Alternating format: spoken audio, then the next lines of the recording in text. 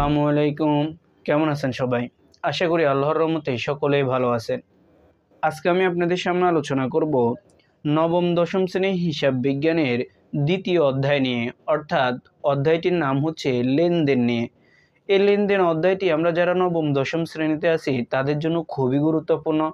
কারণটি হচ্ছে এই অধ্যায় যদি আমরা ভালোভাবে না বুঝি তাহলে আমরা হিসাব বিজ্ঞানের কোনো কিছুই ভালোভাবে বুঝবো না।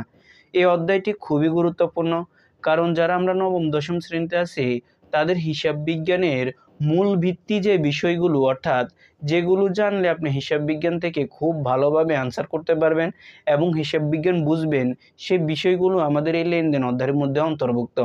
তো আমরা পূর্বে এই লেনদেন অধ্যায়ের 4টি সৃজনশীল প্রশ্ন অর্থাৎ 4টি পর্ব তৈরি করছি। সে পর্বগুলো অবশ্যই প্লেলিস্ট আকারে দেওয়া আছে, সে পর্বগুলো অবশ্যই আপনারা দেখে নেবেন। কারণ হচ্ছে আমরা বেসিক থেকে আপনাদেরকে হিসাব বিজ্ঞান সম্পূর্ণভাবে বুঝিয়ে দেওয়ার জন্য চেষ্টা করব। তো সে ধারাবাহিকতায় আজকে আমাদের হিসাব বিজ্ঞান দ্বিতীয় অধ্যায়ের যে লেনদেন আছে সেই লেনদেনের পঞ্চম পর্ব। এ পর্বে আমি আপনাদের সামনে আলোচনা করব আপনাদের বইয়ের পৃষ্ঠা নম্বর 15, সেখানের যে উদাহরণটি দেওয়া আছে যে হিসাব সমীকরণের উপরে লেনদেন প্রভাব, সেই অঙ্কটি। এই অঙ্কটি ভালোভাবে বোঝার জন্য চেষ্টা করবেন, কারণ এটি বুঝলে আপনি এই অধ্যায়ের ম্যাক্সিমাম অঙ্ক অর্থাৎ সবগুলো অঙ্ক খুব সহজে সমাধান করতে পারবেন। তো আমি অনুরোধ করব অবশ্যই আপনারা ভিডিওটি সম্পূর্ণভাবে দেখার জন্য চেষ্টা করবেন, এবং যারা এই ভিডিওটি দেখতেছেন তারা অবশ্যই আপনাদের বইটি নিয়ে বসে যাবেন। বইয়ের পৃষ্ঠা নাম্বার হচ্ছে 15 নাম্বার পেজ। এই পেজের মধ্যে যে অঙ্কটি দেওয়া আছে সেটি এখন আমরা কি করব, সমাধান করব। তো দেখেন, আমরা এখানে সাধারণত যে হিসাব সমীকরণ উপর লেনদেনের প্রভাব, এই ঘরটি আমি এখানে আগেই করে রাখছি। তো আগে আমরা প্রশ্নটি পড়ব, তারপর আমি আপনাদেরকে ঘরটি বুঝিয়ে দিব, তাহলে আপনাদের জন্য বুঝতে সহজ হয়ে যাবে। ভিডিওটি যদিও বড় হয়, তারপরও আমি অনুরোধ করব আপনারা অবশ্যই ভিডিওটি শেষ পর্যন্ত দেখবেন, তাহলে ইনশাআল্লাহ আপনাদের হিসাব সমীকরণ উপরে প্রভাব যে অঙ্কগুলো আছে সেগুলো আর কোনো সমস্যা হবে না। তো দেখেন এখানে আমাদেরকে কি বলছে লেনদেন অধ্যায়ের পৃষ্ঠা নম্বর 15, সেখানে বলছে হিসাব সমীকরণের উপর লেনদেনের প্রভাব। প্রশ্নটি অবশ্যই বের করে রাখবেন, কারণ প্রশ্ন সামনে না থাকলে কিছুই বুঝবেন না। এখানে বলছে হাসান অ্যান্ড অ্যাসোসিয়েটস জানুয়ারি 1, 2017 তারিখে আইন পেশায় অফিস চালু করেন। প্রথম মাসে লেনদেনগুলো নিম্নরূপ। সব কিছু আপনাকে এখানে বুঝতে হবে, কারণ আপনি এই অধ্যায়তে অর্থাৎ হিসাব বিজ্ঞান আপনি সম্পূর্ণ নতুন। এখানে আমি আপনাদেরকে যে জিনিসটি বলবো, এখানে হাসান অ্যান্ড অ্যাসোসিয়েটস, এখানে এটি হচ্ছে ব্যবসায়ী প্রতিষ্ঠানের নাম, আর এখানে হাসান হচ্ছে ব্যবসায়ী প্রতিষ্ঠানের একজন মালিক। তার ব্যবসাটা কি ছিল? তার ব্যবসাটা ছিল এখানে আইনি পেশা, মানে সে একটি আইনি পেশার অফিস চালু করে। এই যে তার একটি আইনি ব্যবসা আছে, এই আইনি ব্যবসার মাধ্যমে সে যখন জনগণকে আইনি সেবা দিবে তখন তার টাকা আসবে। এটি ভালো করে আপনাদেরকে মনে রাখতে হবে। আরেকটি জিনিস মাথায় রাখেন, আপনি অর্থাৎ আমরা যারা অঙ্কটি করব তারা কখনোই আমরা একটি ব্যবসায়ী প্রতিষ্ঠানের মালিক নয়। এখানে যে হাসান অ্যান্ড অ্যাসোসিয়েট আছে, এখানে কিন্তু ব্যবসায়ী প্রতিষ্ঠানের মালিক হচ্ছে হাসান, আমি হচ্ছি তার ব্যবসায়ী প্রতিষ্ঠানের হিসাব রক্ষক। আমি তার ব্যবসায়ী প্রতিষ্ঠানে হিসাব রাখবো। আমি এখানে কখনোই ব্যবসায়ী প্রতিষ্ঠানের মালিক হব না। আমি হিসাব রাখবো কি, অর্থাৎ তার ব্যবসায়ী প্রতিষ্ঠান কত টাকা আসতেছে, কত টাকা যাইতেছে, কত টাকা আমি জনগণের অর্থাৎ দেনাদারের থেকে পাবো বা পাওনাদারের নিকট থেকে আমি কত টাকা নিয়েছি, সেই বিষয়গুলোর হিসাব রাখবো আমি। আর এখানে হাসান হচ্ছে ব্যবসায়ী প্রতিষ্ঠানের মালিক, এই বিষয়টি মাথায় রাখেন। তার মানে আপনি ব্যবসায়ী প্রতিষ্ঠানের মালিক নয়, আপনি হচ্ছেন হিসাব রক্ষক। এরপরে কি বলছে দেখেন, 1 নম্বরে জানুয়ারির 1 তারিখে, এখানে বলছে কি জানুয়ারির 1 তারিখে আইনি পেশায় 50,000 টাকা মূলধন স্বরূপ বিনিয়োগ করা হলো। এরপরে জানুয়ারির 2 তারিখে বলছে জানুয়ারি মাসের অফিস ভাড়া পরিশোধ করা হলো 3,000 টাকা। 7 জানুয়ারি বলছে ধারে অফিস যন্ত্রপাতি ক্রয় করা হলো 15,000 টাকা। এরপরে জানুয়ারির 10 তারিখে বলছে মক্কেলদের নগদে আইনি সেবা দেওয়া হলো 6,000 টাকা। জানুয়ারির 15 তারিখে বলছে অফিস কর্মচারীর বেতন পরিশোধ 2,000 টাকা। জানুয়ারির 20 তারিখে বলছে ব্যাংক থেকে ঋণ নেওয়া হলো 20,000 টাকা। এরপর জানুয়ারির 24 তারিখে বলছে মক্কেলদের ধারে আইনি সেবা দেওয়া হলো 7,000 টাকা। এরপরে জানুয়ারি 29 তারিখে বলছে বাকিতে কৃত যন্ত্রপাতির মূল্য পরিশোধ 10,000 টাকা। এখন এখানে যে আপনাকে প্রশ্নটা দিছে তারা শেষে কি বলছে দেখেন, বলছে হাসান অ্যান্ড অ্যাসোসিয়েটসের 2017 সালের জানুয়ারি মাসের সম্পূর্ণ লেনদেনগুলো বিশ্লেষণ করেন নিম্নে বর্ণিত হিসাবসমূহ চিহ্নিত করা যায়। এখানে তারা যে হিসাবগুলো দিয়ে দিছে আমাদের প্রশ্নের পেজে নিচে, এগুলো কিভাবে আসছে সেগুলো একটু পরে আপনারা বুঝতে পারবেন। এখন আপনাকে প্রশ্ন হচ্ছে যে কি করতে হবে। আপনাকে এখানে তারা উপরে হেডিং করে বলে দিয়েছে যে হিসাব সমীকরণের উপর লেনদেনের প্রভাব, এই বিষয়টি আপনাকে করতে বলছে। তো সেজন্য আমরা এখানে কি করব, হিসাব সমীকরণের উপর লেনদেনের প্রভাব সেই গড়টি আমরা এখানে তুলে রাখবো।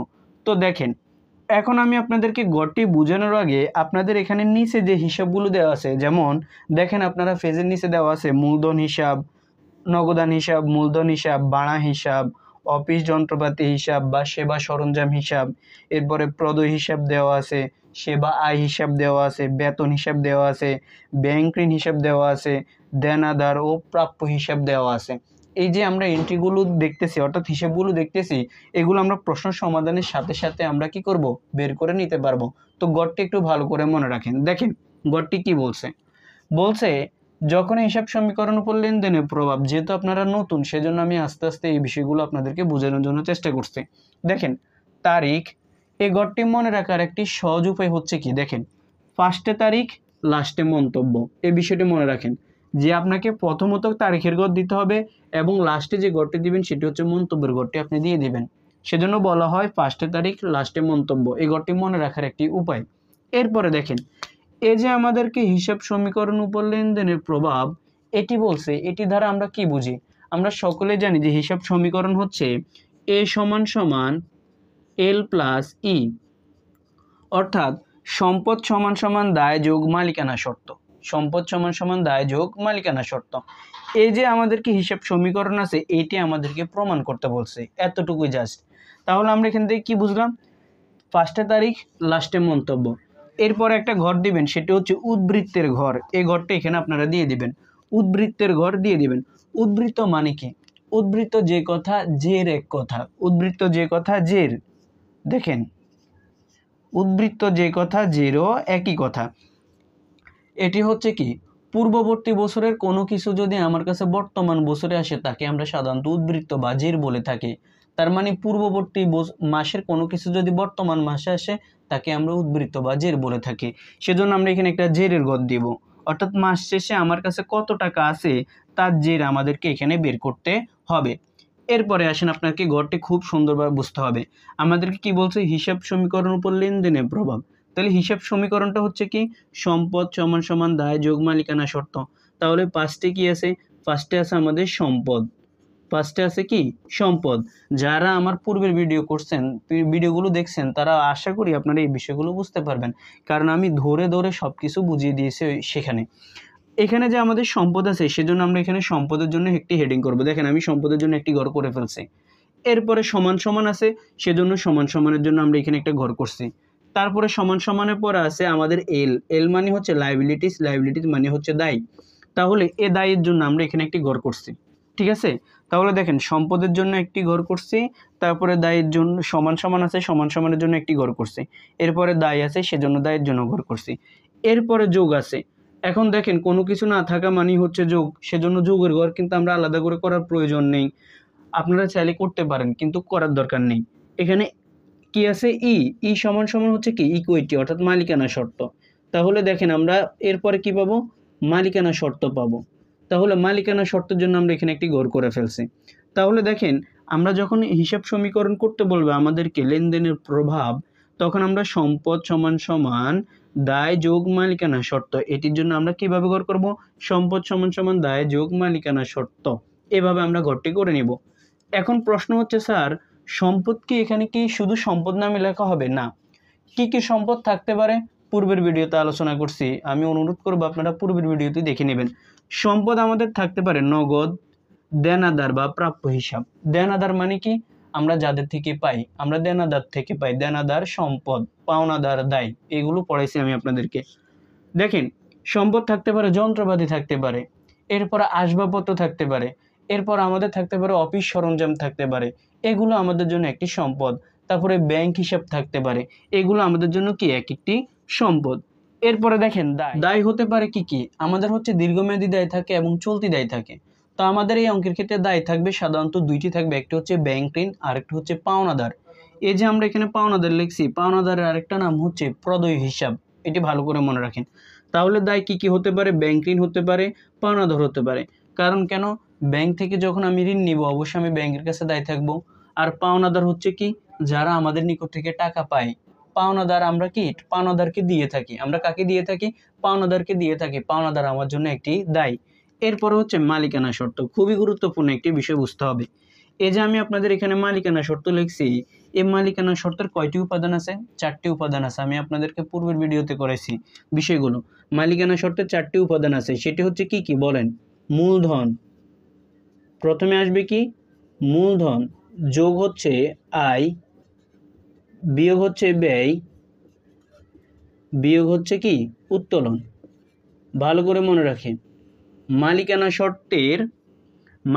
শর্তের যে 4টি উপাদান আছে সেটি হচ্ছে কি মূলধন, যোগ আয়, বিয়োগ ব্যয়, বিয়োগ উত্তোলন।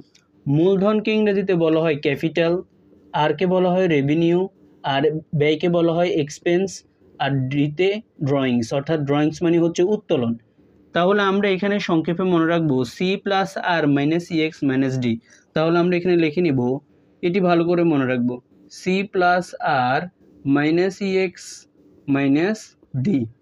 যদি কোনো এন্ট্রি এখানে মূলধন, যোগ আয়, বিয়োগ ব্যয়, বিয়োগ উত্তোলন, এই 4টি জিনিসকে যদি কোনো এন্ট্রি যদি এখানে প্রভাব ফেলে তাহলে ওই এন্ট্রিটি আমাদের এখানে চলে আসবে। এই বিষয়টি ভালো করে মনে রাখেন। তার মানে মূলধন, আয়, ব্যয়, উত্তোলন, এই 4টি যদি কোনো এন্ট্রি যদি এই 4টিকে প্রভাবিত করে তাহলে ওই এন্ট্রিটি মালিকানা শর্তের ঘরে আসবে, আর কোনো এন্ট্রি এখানে আসবে না। এই বিষয়টি ভালো করে মাথায় রাখেন। আর মন্তব্য হবে কি, মন্তব্য হবে মালিকানা শর্তের ঘরে যদি কোনো এন্ট্রি প্রভাব পড়লে তাহলে আমাদের মন্তব্য লিখতে হবে, আর কোনো মন্তব্য লিখতে হবে না। এখন আসেন আমরা প্রশ্ন সমাধান করি। আমাদেরকে প্রথমে কি বলছে দেখেন, জানুয়ারির 1 তারিখে আইন পেশায় 50,000 টাকা মূলধন স্বরূপ বিনিয়োগ করা হলো। খুবই গুরুত্বপূর্ণ একটি বিষয়। ধরেন একটি ব্যবসায় প্রতিষ্ঠান সে চালু করছে, তাহলে সে ব্যবসায় প্রতিষ্ঠানের নাম কি দিছে, এখানে তারাই বলছে যে ব্যবসায় প্রতিষ্ঠানটি হচ্ছে আইনি ব্যবসা।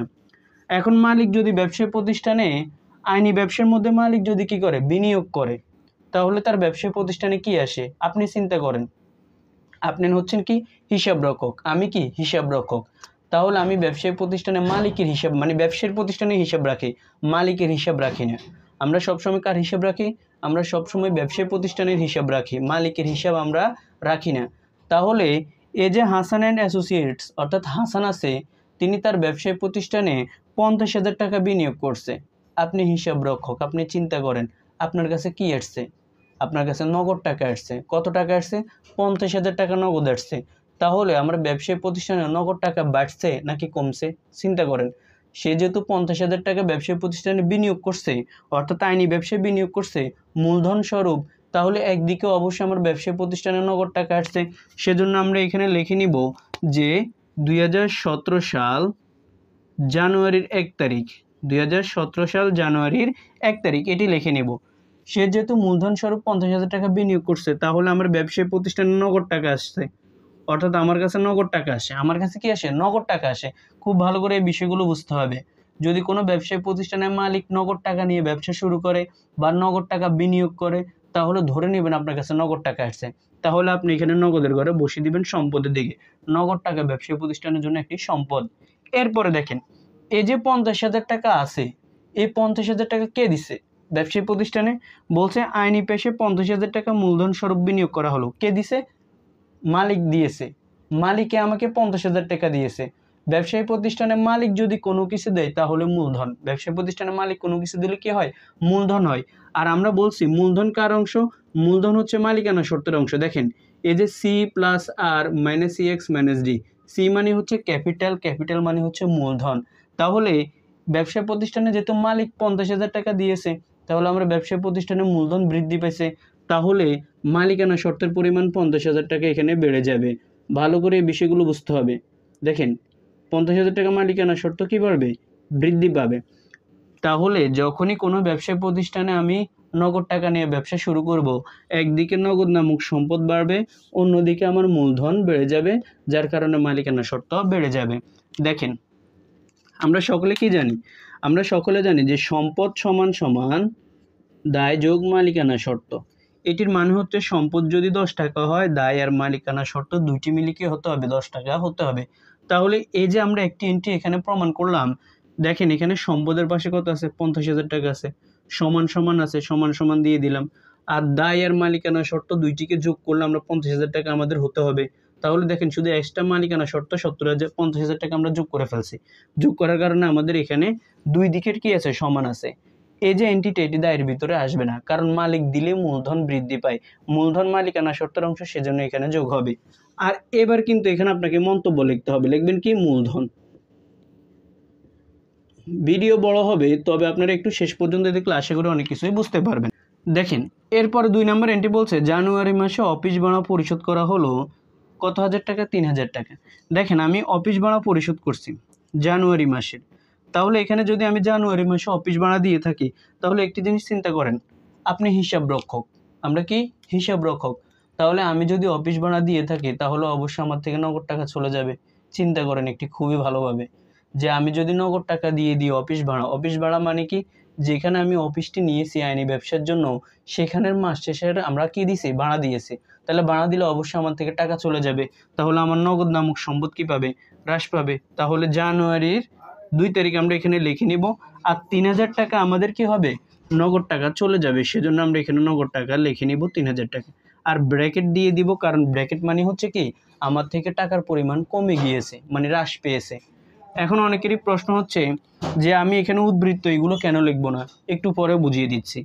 তাহলে একটা জিনিস খেয়াল করেন, এই যে আমি অফিস ভাড়া দিয়েছি, তাহলে ভাড়া দিলে কি হবে, ভাড়া দিলে ব্যয় হবে, ভাড়া দিলে কি হবে, ভালো করে মনে রাখেন, ভাড়া দিলে ব্যয় হয়। তাহলে এখানে আমাদের ব্যয় কার অংশ, ব্যয় মালিকানা শর্তের অংশ। দেখেন তো এই যে এক্সপেন্স আছে, এক্সপেন্স মানে কি আমাদের ব্যয়, আর ব্যয়ের আগে কি আছে, মাইনাস আছে, সেজন্য যেহেতু ব্যয়ের আগে মাইনাস আছে, তার মানে এটিও মালিকানা শর্ত থেকে কি যাবে, বিয়োগ যাবে, সেজন্য 3,000 টাকা আমরা এখান থেকে বিয়োগ করে ফেলবো।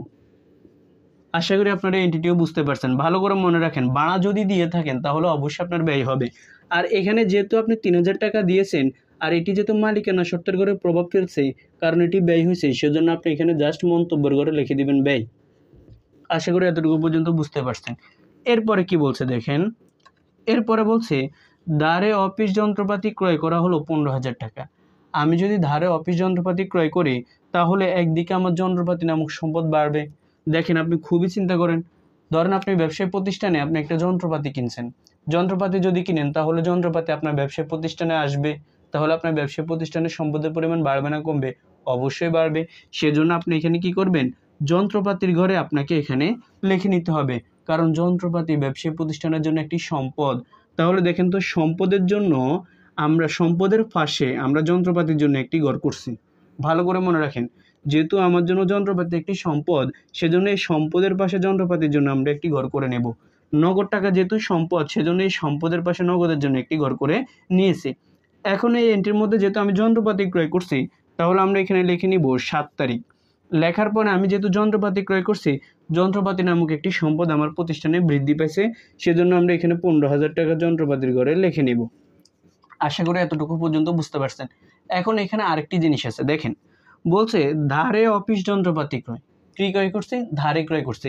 এই যে ধারে, ধারে শব্দটা যে কথা, বাকিতে এক কথা, বাকি এবং ধারে শব্দটা কি কথা, একই কথা। এখানে ধারে মানে কি, ধারে বলতে বোঝানো হচ্ছে আমি এখন ওই ব্যক্তিকে টাকা দিই নাই। তাহলে দেখেন তো আপনি একজন ব্যক্তির থেকে কোনো কিছু ক্রয় করছেন, তাকে যদি আপনি টাকা না দেন তাহলে আপনি তার কাছে কি বদ্ধ, অবশ্যই দায়বদ্ধ। তাহলে সে ব্যক্তি এখন আপনার জন্য কি, সে ব্যক্তি আপনার জন্য একজন পাওনাদার। ভালো করে মনে রাখেন, ক্রয়ের সাথে পাওনাদারের সম্পর্ক। যেহেতু এখানে আমি ক্রয় করছি, ধারে ক্রয় করছি, এখনো টাকা দিই নেই, তার মানে ওই ব্যক্তি আমার পাওনাদার। দেখেন তো পাওনাদার আমার জন্য কি, দায়। আমরা এই দায়ের পাশে পাওনাদারের জন্য একটি ঘর করে ফেলছি, সেজন্য এই 15,000 টাকা আমরা এখানে দায়ের ঘরে লিখে ফেলবো, কারণ 15,000 টাকা আমার দায় পরিমাণ বেড়ে যাবে। এখন আসেন এই এন্ট্রির মধ্যে আমাদের আর কোনো কিছু হবে না, কারণ কেন, কারণ হচ্ছে আমাদের এখানে দায় বৃদ্ধি পেয়েছে, সম্পদ বৃদ্ধি পেয়েছে, মালিকানা শর্তে কি কোনো প্রভাব পড়ছে না, সেজন্য আমরা এখানে মন্তব্য লিখবো না। আশা করি বুঝতে পারছেন। এরপরে 10 তারিখে কি বলছে দেখেন, মক্কেলদের নগদে আইনি সেবা দেওয়া হলো।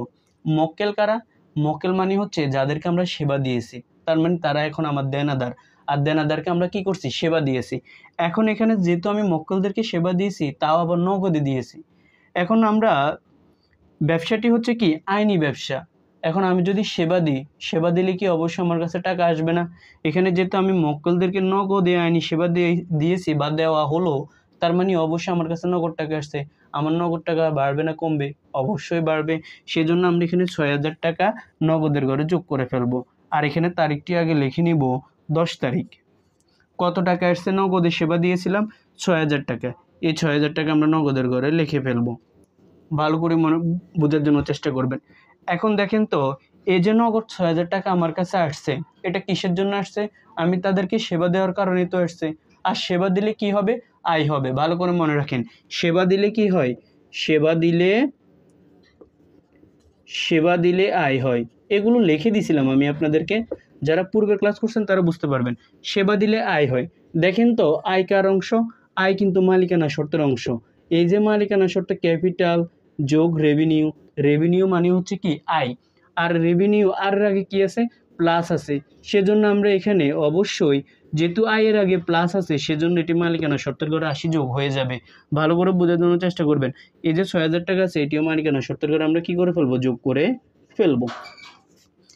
এখন দেখেন, এই এন্ট্রি দুইটি কিন্তু, অর্থাৎ এই একটি এন্ট্রি আমাদের সম্পদের দিকে এবং আমাদের মালিকানা শর্তের দিকে প্রভাব পড়ছে। মালিকানা শর্তের ঘরে দায়ের ঘরে কিন্তু কোনো প্রভাব পড়ে নাই। এখন আমাদেরকে এখানে মন্তব্য লিখতে হবে, কারণ মালিকানা শর্তের ঘরে প্রভাব পড়ছে। তাহলে আমরা এখানে লিখে নিব আয়। কিসের কারণে হয়েছে? আয়ের কারণে হয়েছে। আয় বৃদ্ধি পাইছে, নগদ টাকাও বৃদ্ধি পেয়েছে। এরপরে দেখেন ১৫ তারিখে কি বলছে? অফিস কর্মচারীদের বেতন পরিশোধ ২,০০০ টাকা। বেতন, অর্থাৎ আমার একটি অফিস আছে, সেখানে তারা কি করছে? যে কর্মচারীগুলো থাকে তাদেরকে আমরা বেতন দিয়েছি। তাহলে স্বাভাবিকভাবে চিন্তা করেন, আপনি যদি বেতন দেন, আপনার থেকে কি টাকা আসবে নাকি যাবে? অবশ্য টাকা চলে যাবে। তাহলে আমরা এখানে ১৫ তারিখ লিখে নিব। ১৫ তারিখ কথাটা লিখে নেওয়ার পরে, যেহেতু আমি বেতন দিয়েছি, তাহলে ২,০০০ টাকা আমার বেতন চলে যাবে, অর্থাৎ নগদ টাকা চলে যাবে। সেজন্য আমরা এই ২,০০০ টাকা নগদের ঘর থেকে বিয়োগ করে ফেলবো। ব্র্যাকেট চিহ্ন দ্বারা আমরা বিয়োগকে বুঝি, আর কোনো কিছু দেওয়া না মানেই হচ্ছে প্লাসকে বোঝানো হচ্ছে। তাহলে নগদ টাকা যাবে ২,০০০ টাকা। এখন প্রশ্ন হচ্ছে, স্যার বেতন দিলে কি হয়? বেতন দিলে ব্যয় হয়। ভালো করে মনে রাখেন, ভাড়া দিলে ব্যয় হয়, বেতন দিলে ব্যয় হয়, বিজ্ঞাপন দিলে ব্যয় হয়। তাহলে এখানে আমরা যেহেতু বেতন দিয়েছি, তার মানে আমার ব্যয় হয়েছে। আর ব্যয় কার অংশ? ব্যয় কিন্তু মালিকানা শর্তের অংশ। ভালো করে মনে রাখেন, এই যে এক্সপেন্স আছে, এক্সপেন্স মানে হচ্ছে ব্যয়। ব্যয়ের আগে দেখেন তো কি আছে? মাইনাস আছে। সেজন্য এই ২,০০০ টাকা আমাদের মালিকানা শর্তের ঘর থেকে কি হয়ে যাবে? মাইনাস হয়ে যাবে। ভালো করে মনে রাখবেন এই জিনিসটি। শর্টকাট একটা জিনিস মনে রাখেন, সম্পদের দিকে যদি মাইনাস হয়, মালিকানা শর্তের ঘরে কি হয়ে যাবে? মাইনাস হয়ে যাবে। সম্পদের দিকে যদি প্লাস হয়, মালিকানা শর্তের ঘরে প্লাস হয়ে যাবে। এই জিনিসটি মনে রাখবেন, কারণ উভয় পাশ কি হতে হবে? সমান হতে হবে। এরপরে দেখেন, এটি যেহেতু আমাদের ব্যয় হয়েছে, সেজন্য আমরা এখানে ব্যয় কথাটা লিখে নিব। এরপরে ২০ তারিখ কি বলছে? ব্যাংক থেকে ঋণ নেওয়া হলো ২০,০০০ টাকা। এখন আসেন, খুবই গুরুত্বপূর্ণ একটি বিষয়, সেটা হচ্ছে ব্যাংক থেকে ঋণ নেওয়া হলো ২০,০০০ টাকা। আমি যদি ব্যাংক থেকে ঋণ নিই, তাহলে কি আমার থেকে নগদ টাকা আসবে না? অবশ্যই আসবে। তাহলে একটি জিনিস আমরা এখানে লিখে নিব, ২০ তারিখ। আমি ব্যাংক থেকে ঋণ নিয়েছি। ব্যাংক থেকে ঋণ নিলে আমার কাছে কি আসে? নগদ টাকা আসে। সেজন্য আমরা এখানে ২০,০০০ টাকা নগদ টাকা লিখে নিব। স্বাভাবিকভাবে চিন্তা করেন, আপনি এখানে ব্যাংক থেকে ঋণ নিলে আপনার কাছে নগদ টাকা আসবে। তাহলে আমার ব্যবসায়ী প্রতিষ্ঠানের নগদ নামক সম্পদের পরিমাণ বাড়বে। সেজন্য আমরা নগদের ঘরে ২০,০০০ টাকা লিখে নিব।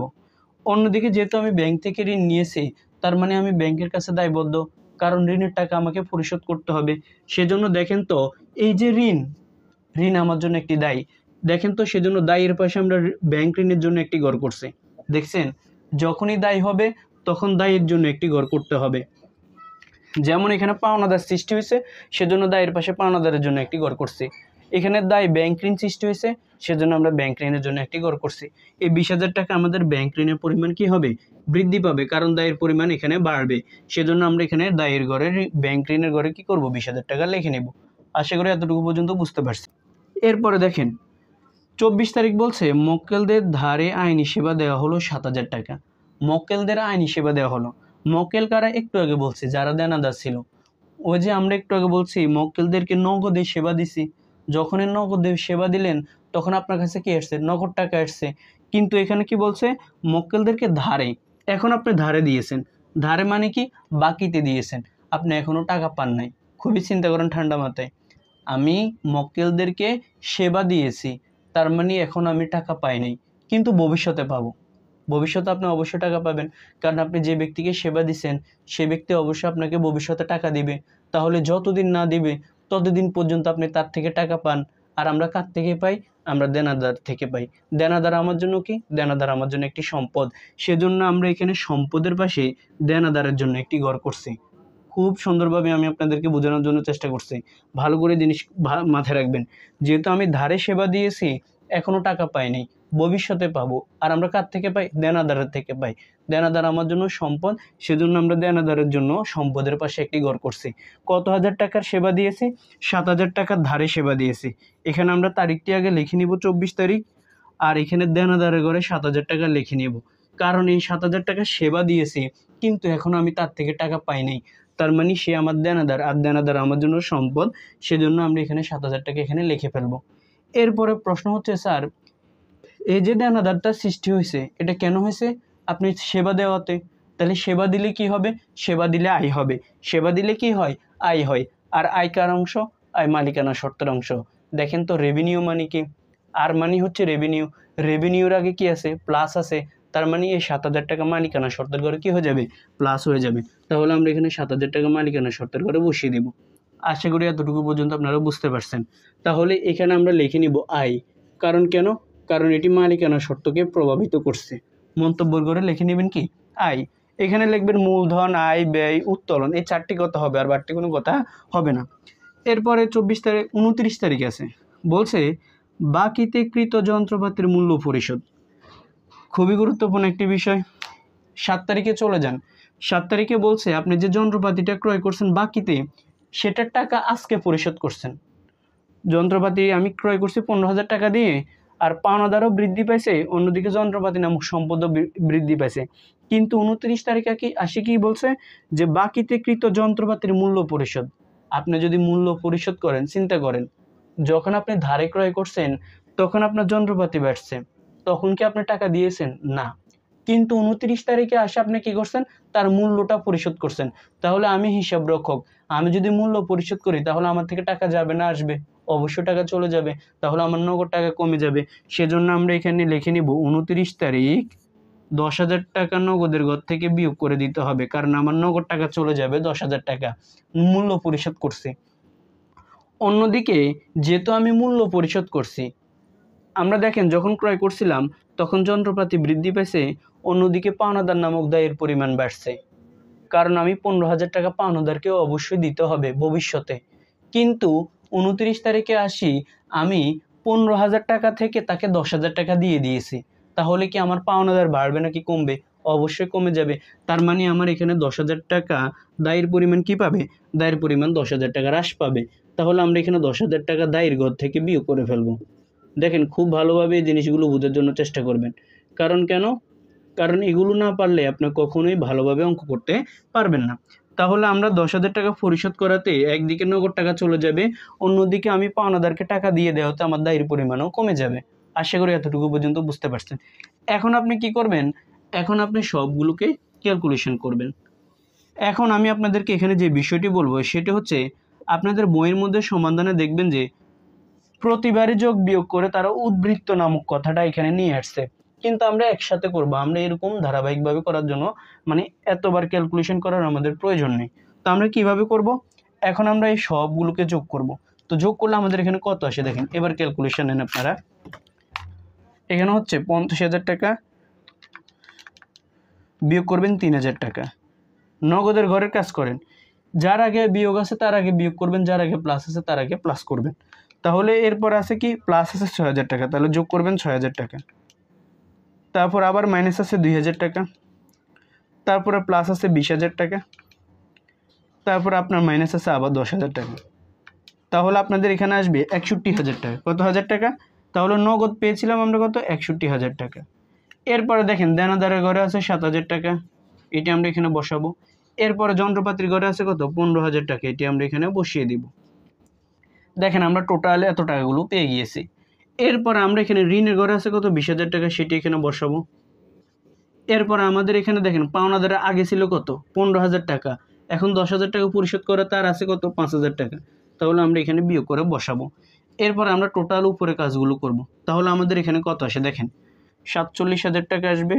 দেখেন কত টাকা আসে, 50,000 টাকা বিয়োগ করবেন 3,000 টাকা, বিয়োগ করবেন 6,000 টাকা, তারপর যোগ করবেন 6000 টাকা, যোগ করবেন, দেখেন এখানে যোগ চিহ্ন আছে সেজন্য যোগ করবেন 6000 টাকা। তারপর আবার বিয়োগ আছে, যেহেতু ব্র্যাকেট মানে হচ্ছে বিয়োগ, সেজন্য 2000 টাকা বিয়োগ করবেন। এরপরে যোগ আছে, যেহেতু যোগ করবেন 7000 টাকা। তাহলে আপনাদের এখানে আসবে 58000 টাকা।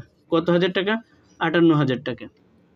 এখন আসেন, এখন আপনারা এখানে যে বিষয়টি করবেন, এখানে আরেকটি বাড়তি কর দেওয়ার উচিত ছিল, আমি হাতে দিয়ে দিচ্ছি। দেখেন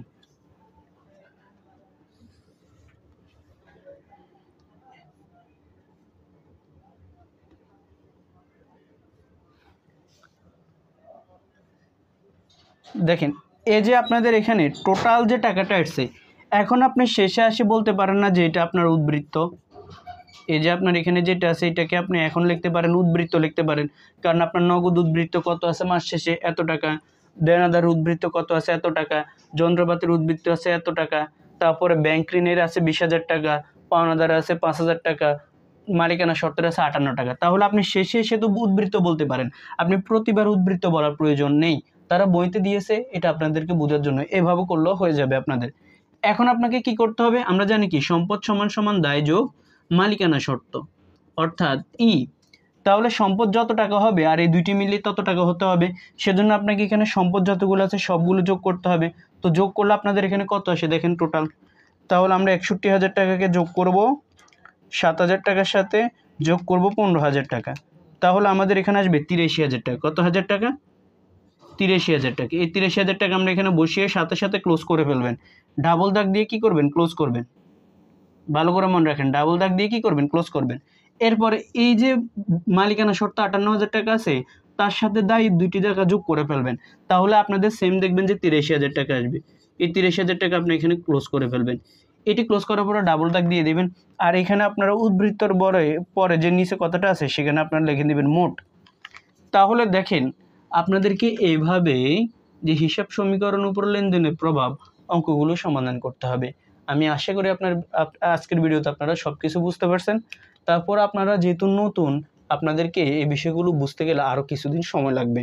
তো আমি আপনাদেরকে ধারাবাহিকভাবে এই অধ্যায়ের সকল সৃজনশীল প্রশ্ন সমাধান করে দিব ইনশাআল্লাহ। সকলে আমাদের চ্যানেলটিকে সাবস্ক্রাইব করে আমাদের পাশে থাকতে পারেন, এবং আমাদের ভিডিও যেগুলো দিব আপনারা সেগুলো অবশ্যই পর্ব আকারে আপনারা দেখে যাবেন। তাহলে হিসাব বিজ্ঞানে ইনশাআল্লাহ আমি বলবো আপনারা অবশ্যই A+ নিশ্চিত করতে পারবেন একদম ফাইনাল পরীক্ষা পর্যন্ত। তো সকলে ভালো থাকবেন এবং আমাদের চ্যানেলটি সাবস্ক্রাইব করে আমাদের পাশে থাকবেন, এবং ভিডিওটি ভালো লাগলে অবশ্যই লাইক কমেন্ট করে যাবেন এবং আপনার বন্ধুদের মাঝে ক্লাসটি শেয়ার করে দেবেন। সকলে ভালো থাকবেন। আসসালামু আলাইকুম।